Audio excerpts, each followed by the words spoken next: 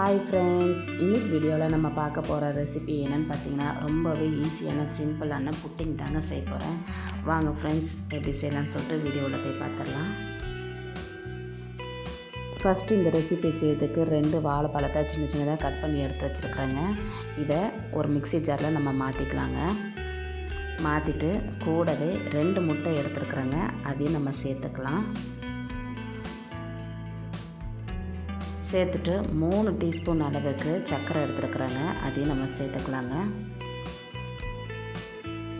கூடவே 1 கப் அளவுக்கு காய்ச்சி ஆற வச்ச பாலுங்க, அதை எடுத்துருக்குறேன், அதையும் நம்ம சேர்த்துக்கலாங்க. சேர்த்துட்டு சின்ன மூடிக்கு வெனிலா எசன்ஸ் எடுத்துருக்குறாங்க, அதையும் சேர்த்துட்டு இப்போ இதை நல்லா நைஸாக அரைச்சி எடுத்துகிட்டு வந்துடலாங்க. பாருங்கள், இந்த மாதிரி நல்லா நைஸாக அரைச்சி எடுத்துகிட்டு வந்துடலாம். வேறு ஒரு பாத்திரத்தில் 1/4 கப் அளவுக்கு சர்க்கரை எடுத்துருக்குறாங்க, அதை சேர்த்துக்கலாம்.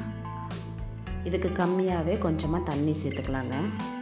சேர்த்துட்டு நல்லா கலந்து விட்டுடலாம். இப்போ இது ஒரு கோல்டன் கலர் ஆகிற வரைக்கும் நல்லா மிக்ஸ் பண்ணிக்கிட்டே இருக்கலாங்க. அடி பிடிச்சிட அளவுக்கு ஸ்லிம்லேயே வச்சுட்டு நம்ம செஞ்சுக்கலாங்க.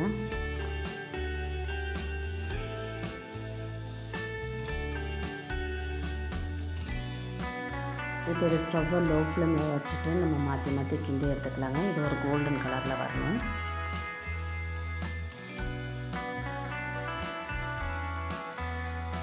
இப்போ பாருங்கள், இது நல்லாவே கோல்டன் கலரில் மாறிடுச்சு. இப்போ இது வேறு ஒரு டிஃபன் பாக்ஸுக்கு நம்ம மாற்றிக்கலாங்க. இப்போ இந்த மாதிரி நம்ம மாற்றி எடுத்து வச்சுலாம் ஃபுல்லாகவே ஸ்ப்ரெட் பண்ணி விட்டுக்கோங்க. இப்போ நம்ம முன்னாடி எடுத்து வச்சுருந்தோம்ல கலவைங்க, அதை நம்ம சேர்த்துக்கலாம்.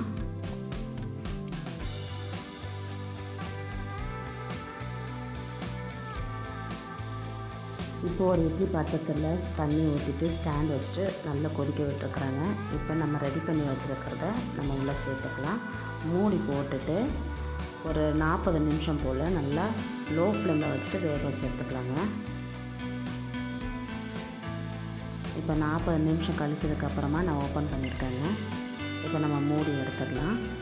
இப்போ ஒரு கம்பியை வச்சுட்டு நம்ம குத்தி பார்த்துக்கலாங்க. பாருங்கள், இப்போ ஒட்டாமல் வந்திருக்கு. இப்போ இதை நம்ம வெளியே எடுத்து வச்சுட்டு ஆற வச்சுக்கலாங்க. இது நல்லா ஆறிடுச்சு. வேறு ஒரு பிளேட்டுக்கு நான் மாற்றி எடுத்து வச்சுருக்கேன். இப்போ இதை நம்ம ஓப்பன் பண்ணிங்கன்னா ஈஸியாக வெளியே வந்துடுங்க. இப்போ பாருங்கள், நான் கத்தி வச்சு கட் பண்ணுறேன். கத்தி வைக்கிறதும் உள்ளே இறங்குறதுமே தெரியாது, அவ்வளோ இதுக்கு சாஃப்டாக வந்துருக்குங்க. பாருங்கள், ஒவ்வொரு பீஸஸ் வெட்டும் போது அவ்வளோ சாஃப்டாக உள்ளே இறங்குது.